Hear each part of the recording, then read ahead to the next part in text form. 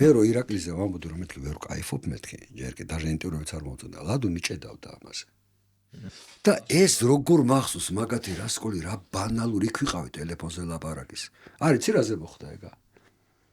99 წელს პეროსკაიაზე რო ფესტივალები მახსოვს დაიქირავა ყველა ეს პაბები და აბა ჩამოყვანა და ირაკლიც მოიაზრებოდა რომ გამოსვლა სხვათა რა იმანდიყო კონცერტი არისო ეხლა რატო არისო გეტყვი ლადო ურეკავს ირაკლი ეხლაო შენო რაღაცაო და ამოირჩიო რომ ტუკანში გინდაო ნალში გინდაო